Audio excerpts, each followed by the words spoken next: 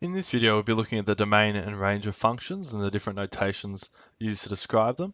Now, domain and range are really important as they're often forgotten by students in worded questions as well as graphs. So they're important to take note of, as if once you know them, understand them, and you've done a lot of questions with them, they're relatively easy. However, they're often easy to forget, and if you haven't seen the particular notation before, they can be quite troubling. So firstly, the definition. So the domain is a set of x values in which a function is defined. And then the range is a set of y values in which a function is defined. So with regards to graph, you have the y is regards to the range, and then the x values is talking about the domain. Now normally the domain is the one that functions usually use with regards to notation. So they'll say that fx is equal to ... and then they'll give the domain or a domain restriction. So let's say x has to be greater than 0. And the range comes because of that. If x has to be greater than 0, then the y may be limited, or it may not, depending on the function. So domain is probably the one that's more common. However, you do need to know how to calculate range, as it's often asked as well, especially for the worded questions.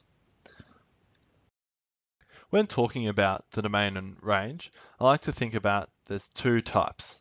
There's firstly the natural domain restrictions and range restrictions, and then there's the imposed. But mainly we're talking about the domain here. So you have the natural and then you have the imposed. So what I mean by natural is that equations such as y equals log x. Now log -2 is undefined. You can try putting that to a calculator and you won't get an answer. And log of 0 is still not defined. So any negative value or 0 is not defined with regards to the log function. So if you have a function y equals log x, then there's going to be a natural domain that x has to be greater than 0. Another example is if you have y equals e to the x with regards to the range. Now, e to the 1 or e to the 3, e to the 4 is going to be a positive number, as e is a number itself, like approximately 2.7. But it doesn't matter what number it is, but it's just a positive number. Then, when you have e to the -5, it doesn't become positive, rather it's 1 over e to the 5, which means that it's still going to be positive, but it's going to get closer and closer to 0. But it's always going to be greater than 0. So there is a natural range imposition that y has to be greater than 0. And if you look at these two graphs, you'll see that firstly, with regards to the log function, it looks something like this. And you can see the natural that x, there's no x values here. And then if you're looking at y is equal to e to the x, the graph, as x gets bigger, y will get bigger. As x gets smaller, it will approach 0. It will be, and x acts as an asymptote.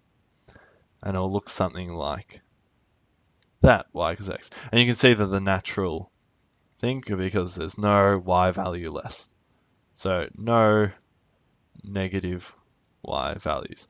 And another example is the square root of x, because obviously x can't be a negative number when you're square rooting it. Imposed restrictions, though, are when you have a graph such as y equals x plus 3, where x can be any value. So the natural domain is all of r, so all of the real values, as you have the equation here, and then it'll look something like this, and it goes across all the x values. That's a straight line. However, you could then say that x has to be greater or equal to 2. And this is often the case with worded questions in which they're trying to relate to a real life problem. And let's say you have y equals t plus 3, but then you suddenly make t equal to time. So obviously there can't be negative time, so t has to be greater than equal to 0. But going back to this example, we have y equals x plus 3, and x has to be greater or equal to 2. So there is a natural limitation with regards to the domain, and because of this rule, all values of x must be greater or equal to 2, so the graph will only be from 2 onwards. So we don't have to worry about this part of the graph anymore, and we don't graph it. Now, when we're graphing the restrictions, there are often going to be endpoints, such as here, when x equals 2. So with the points, these are called endpoints. End points. And these are either represented by an open circle or a closed circle. So looking at continuum, so rather than a graph, we're just looking at continuum here.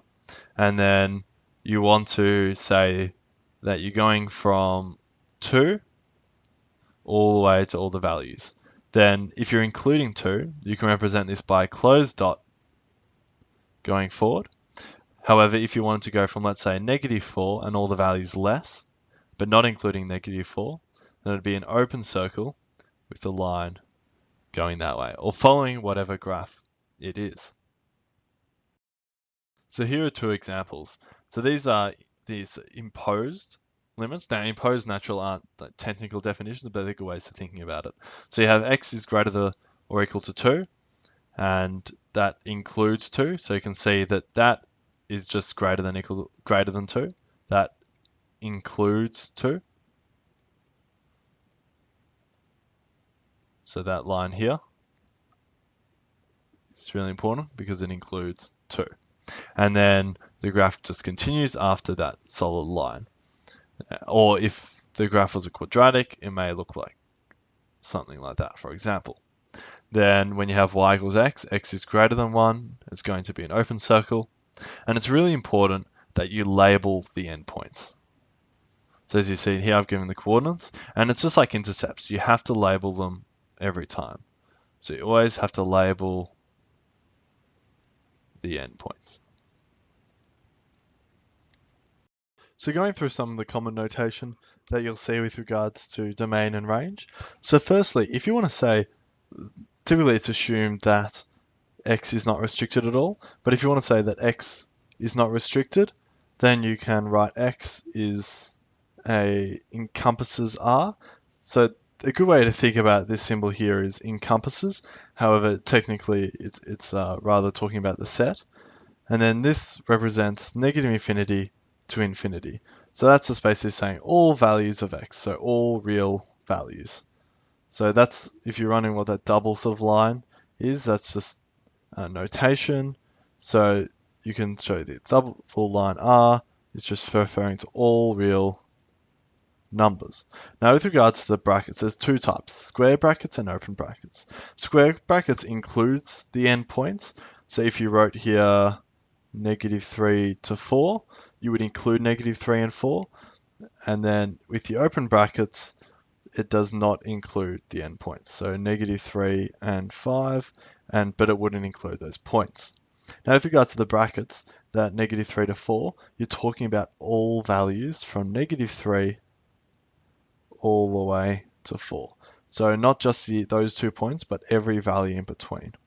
And then with regards to -3, 5, you're going from -3, however, would be an open circle, to 5. And you're talking about all those values in between there.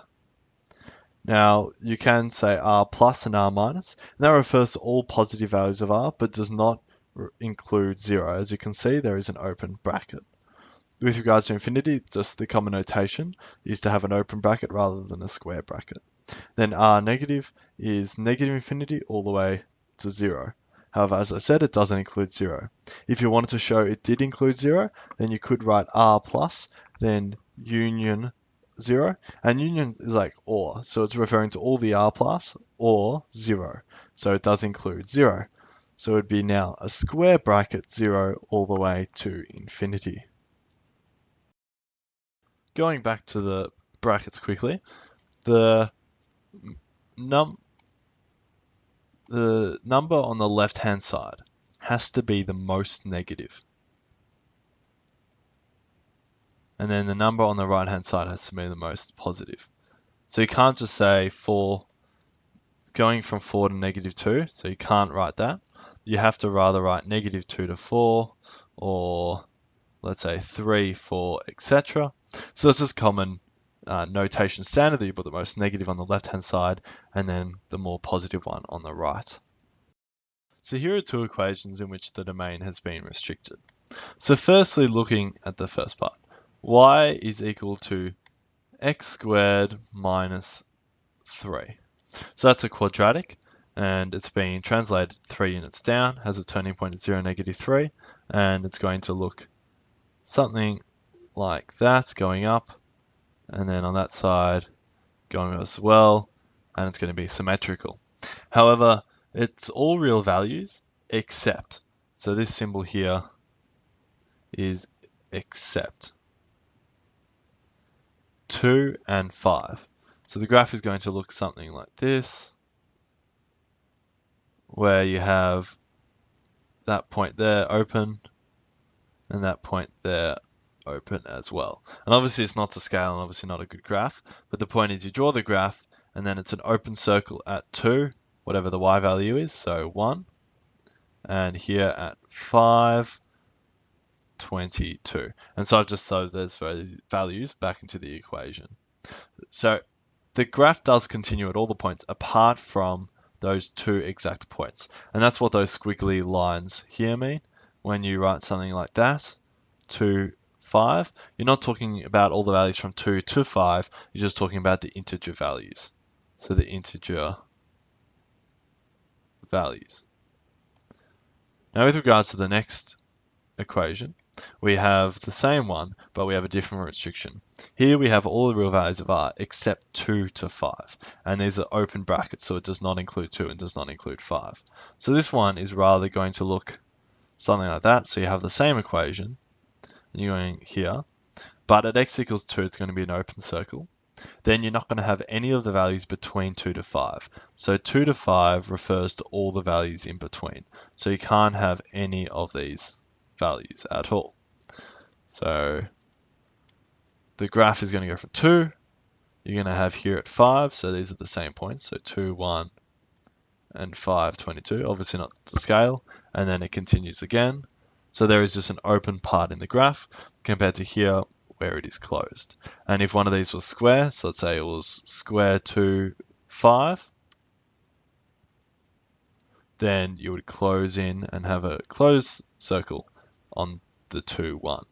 Quick thing, if you were graphing this, you'd also have to drawing the x-intercepts as well as the y-intercepts.